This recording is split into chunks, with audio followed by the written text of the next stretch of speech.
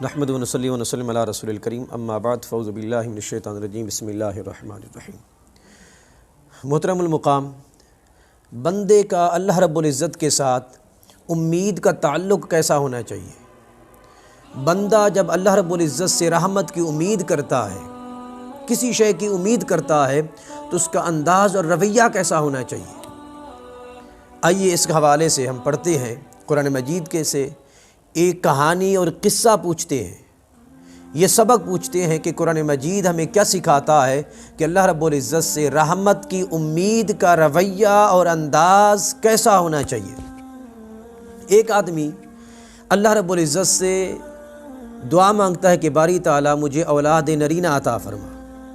اولاد نرینہ کی دعا مانگتا ہے، حتیٰ کہ دعا مانگتے مانگتے مانگتے وہ 120 سال کی عمر کو جا پہنچتا ہے، اور اس کی بیوی جو جوانی میں بانجھ پن میں تھی، اب وہ 98 سال کی عمر کو جا پہنچتی ہے، مگر اس کی رحمت اور امید، جو رحمت کی امید تھی، جو تعلق تھا امید کا، وہ کبھی نہیں ٹوٹا۔ وہ مسلسل اپنے رب سے دعائیں مانگتا رہتا ہے کہ باری تعالیٰ مجھے اولاد نرینہ سے نواز، مجھے اولاد عطا فرما۔ ایک دن وہ اللہ رب العزت کی قدرت کے کرشموں میں سے کوئی کرشمہ دیکھتا ہے۔ جب وہ کرشمہ دیکھتا ہے تو دوبارہ اللہ رب العزت سے دعا مانگتا ہے، اسی جگہ پہ کھڑے ہو کر جہاں پہ وہ اللہ کی قدرت کا کرشمہ دیکھتا ہے۔ اللہ رب العزت سے دعا کرتا ہے کہ باری تعالیٰ اے ناممکن کو ممکن بنانے والے، مہربانی فرما مجھے اولاد نرینہ سے نواز، مجھے اولاد عطا فرما۔ محترم المقام، قابل غور توجہ طلب بات یہ ہے کہ ہر کوئی اللہ رب العزت سے دعا مانگتا ہے، ہر کوئی اللہ رب العزت سے رحمت کی امید رکھتا ہے، مگر ایک طریقہ ہے رحمت کی امید رکھنے کا۔ ہمارے ہاں جو طریقہ ہے وہ یہ ہے کہ ہم اللہ رب العزت سے ممکنات کی دعا مانگتے ہیں، کبھی ناممکن کی دعا نہیں مانگتے۔ جب بھی کوئی دعا مانگتا ہے اسی شے کی دعا مانگتا ہے جو شے ممکن ہوتی ہے۔ مثال کے طور پر جب کوئی دعا مانگتا ہے تو اس انداز سے دعا مانگتا ہے کہ باری تعالیٰ مجھے اولاد عطا کر۔ جب اولاد کی دعا مانگتا ہے تو اس وقت تک دعا مانگتا رہتا ہے جب تک اسے اولاد کے پیدا ہونے کی امید رہتی ہے۔ جب امید ختم ہو جاتی ہے تو پھر ہماری دعائیں بھی ختم ہو جاتی ہیں۔ اللہ رب العزت سے رحمت کی جو امید ہوتی ہے وہ بھی ختم ہو جاتی ہے، ہماری دعائیں بھی ختم ہو جاتی ہیں۔ ہماری دعائیں اور امیدیں چند دن، چند مہینے یا زیادہ سے زیادہ سال تک رہتی ہوں گی، اور اس کے علاوہ ممکنات کی دعا مانگتے ہیں۔ کبھی یہ کوئی دعا نہیں کرے گا کہ باری تعالیٰ میں ایسے اڑوں اور آسمان تک پہنچ جاؤں۔ آسمان پر جانے کی کوئی دعا نہیں مانگتا، کیونکہ ہر کسی کو پتہ ہے کہ یہ ناممکن ہے۔ جب بھی دعا مانگی جاتی ہے تو ممکنات کی دعا مانگی جاتی ہے۔ اس کی امید دیکھی ہے کہ وہ اللہ رب العزت سے کس قدر اپنی امید کو جوڑے رکھا اس نے۔ 120 سال کی عمر کو جا پہنچتا ہے، پھر بھی اللہ سے دعا کرتا ہے کہ باری تعالیٰ مجھے اولاد عطا فرما۔ بیوی جو جوانی میں اس کی بانجھ پن تھی، اب تو نا امیدی کی عمر کو جا پہنچی ہے، مگر پھر بھی اس نے اپنی دعا کو ترک نہیں کیا، دعا مانگنا نہیں چھوڑا، مسلسل دعا مانگتا رہتا ہے کہ باری تعالیٰ مجھے اولاد عطا فرما۔ اور جب وہ اللہ رب العزت کی قدرت کا کوئی کرشمہ دیکھتا ہے تو پھر اسی جگہ پہ کھڑے ہو کے دعا کرتا ہے کہ باری تعالیٰ جس طرح یہاں پر تو نے مجھے اپنی تقدیر اور قدرت کاملہ کا کرشمہ عطا فرمایا، دکھایا ہے، ویسے ہی تو مجھے اولاد عطا کرنے پر بھی قادر مطلق ہے۔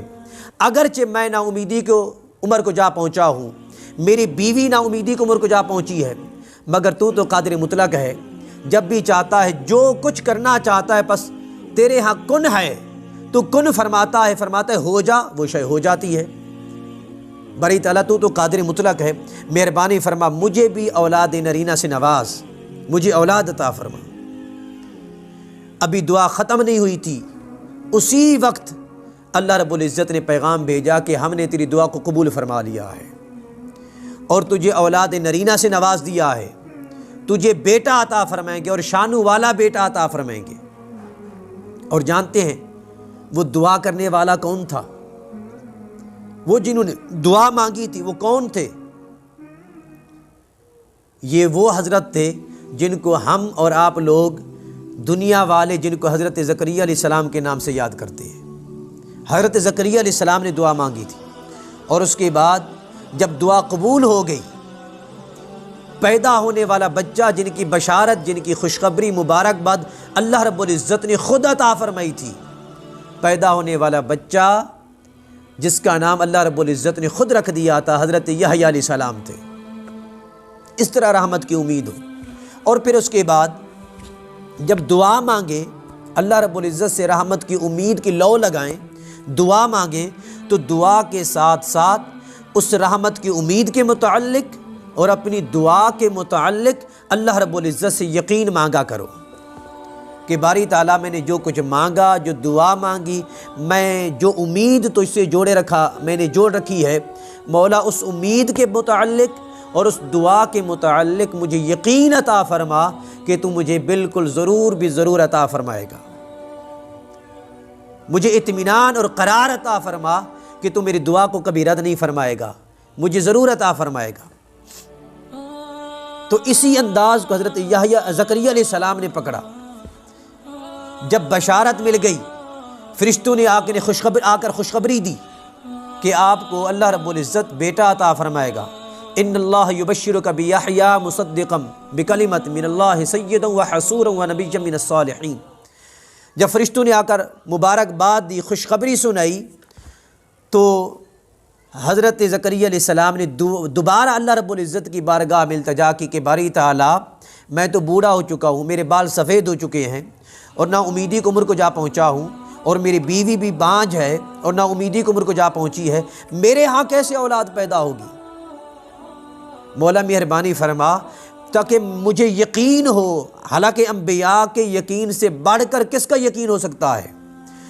ان کے اطمینان اور قرار سے پختہ قرار، پختہ یقین، پختہ اطمینان کس کا ہو سکتا ہے اللہ کے متعلق؟ جبکہ ان کا اقرار، یقین سب سے بلند و بالا ہے، مگر پھر بھی وہ اللہ رب العزت سے دعا مانگ رہے ہیں کہ باری تعالیٰ مہربانی فرما مجھے میری امید کے متعلق اور میری دعا کے متعلق یقین عطا فرما، اور یقین یہ عطا فرما کہ کوئی نشانی مقرر کر دے، کوئی نشانی ٹھہرے۔ اور نشانی کیا ٹھہری؟ اللہ رب العزت نے فرمایا ہاں میں تیرے لیے نشانی بنا رہا ہوں، اور وہ نشانی یہ ہے کہ جب تیرے ہاں بچہ پیدا ہوگا تو تو مسلسل 3 راتوں تک کلام کرنے پر قدرت نہیں رکھے گا، کلام نہیں کر پائیں گے آپ۔ تو پھر ایسا ہی ہوا، اللہ رب العزت نے ان کو جب بیٹا عطا فرمایا، آپ کی زوجہ محترمہ کو حمل ٹھہرا، تو اللہ رب العزت نے آپ کی زبان مبارک کو 3 دن کے لیے بند کر دیا۔ بند اس انداز میں کیا، آپ سے لوگوں سے بات نہیں کر سکتے تھے، لوگوں سے اشارے سے بات کرتے تھے۔ باقی جب اللہ رب العزت کی حمد و ثنا بیان کرنا چاہتے، اللہ رب العزت کی تعریف بیان کرنا چاہتے، ذکر اذکار کرنا چاہتے تھے، تو اس وقت آپ کی زبان چلنا شروع ہو جاتی، اب آواز سے اللہ کا ذکر بھی کر پاتے تھے۔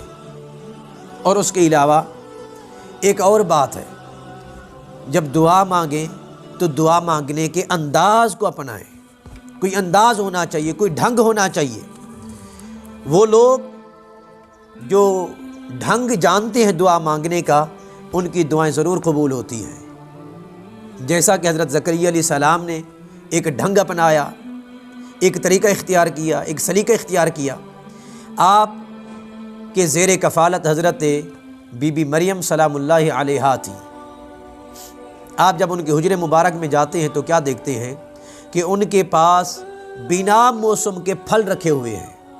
یہ وہ کرشمہ تھا جو حضرت زکریا علیہ السلام نے دیکھ کر اللہ رب العزت سے دعا مانگی تھی، اولاد نرینہ کی دعا مانگی تھی۔ تو آپ نے جب حضرت بی بی مریم پاک سلام اللہ علیہا کے پاس پھل دیکھے، بنا موسم کے پھل دیکھے، پوچھا یہ کہاں سے آئے؟ بی بی مریم پاک سلام اللہ علیہا نے عرض کیا کہ یہ اللہ رب العزت نے مجھے عطا فرمائے ہیں۔ آپ نے اسی وقت اللہ رب العزت کی بارگاہ میں التجا کی، ہاتھ بلند کیے، اٹھائے، عرض کرتے کہ باری تعالیٰ جو مریم کو بنا موسم کے پھل عطا کرنے پر قادر ہے، وہ میرا رب مجھے بانجھ پن کی عمر میں، میری بیوی کی بانجھ پن کی عمر میں اور میرے بڑھاپے کی عمر میں اولاد عطا کرنے پر بھی قادر ہے۔ مہربانی فرما مجھے اولاد سے نواز۔ یہ ڈھنگ تھا، یہ طریقہ تھا، طریقہ دعا مانگنے کا۔